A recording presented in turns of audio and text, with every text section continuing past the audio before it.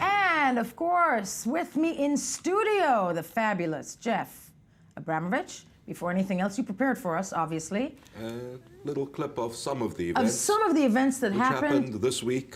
In history. Let's have a look. History, in the edit room. In the edit room. Let's have a look.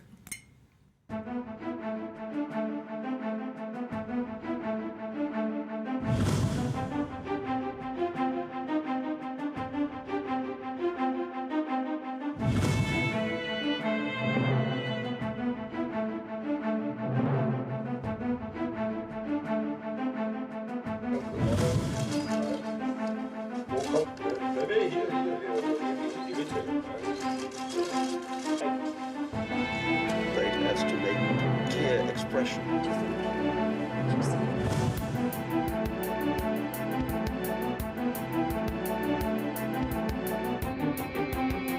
Yeah, it's good.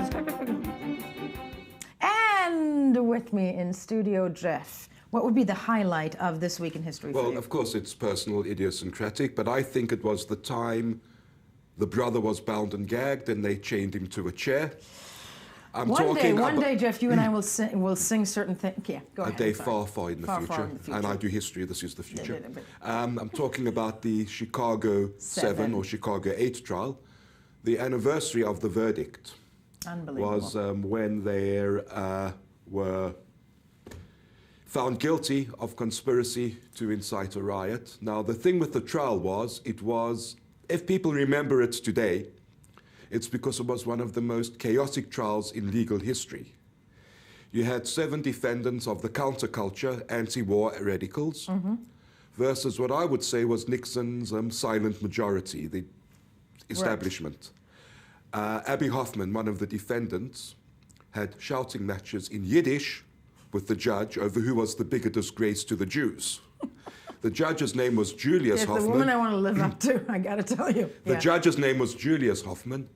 Abby consistently referred to him as Julie and called him his adopted father.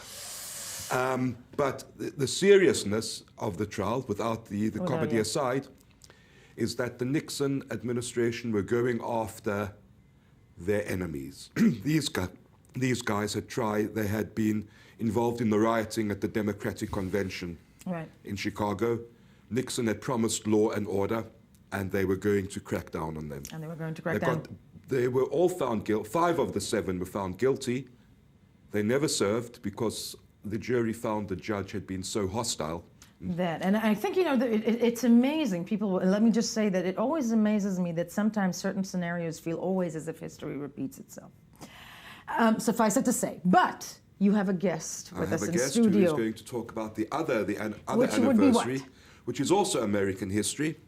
And a certain president this week found himself acquitted. Mr. Bill Clinton! Yes, Mr. Bill Clinton, who was impeached in the Senate, only the 2nd American president, I believe, to face impeachment.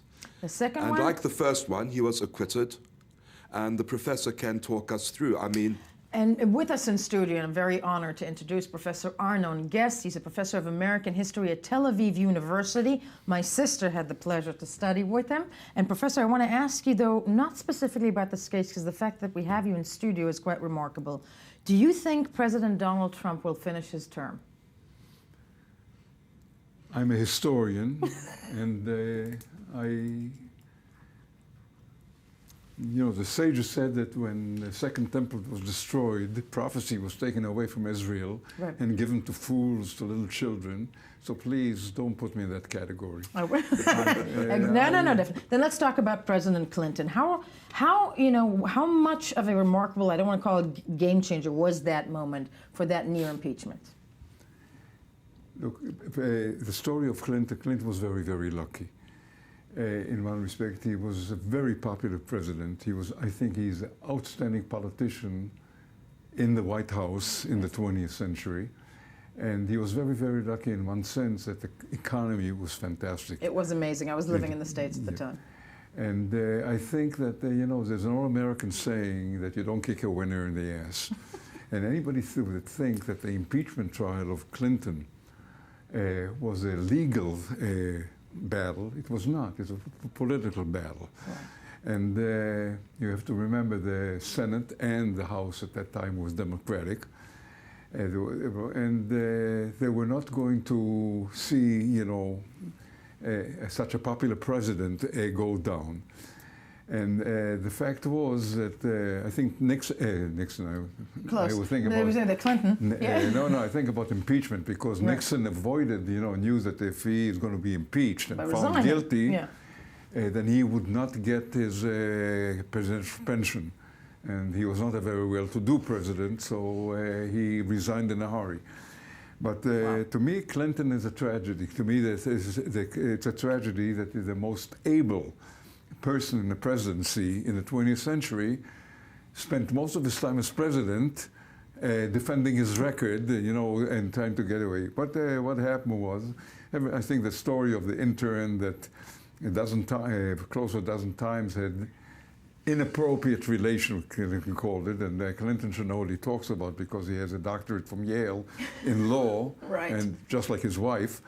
And in this respect, when he said he lied, he did something that that was the first time. I did not have sexual relations with that woman. And then he explained as a great legal mind of, you know, that he didn't consider oral sex as being sex. Look, I know so many women that would say the same.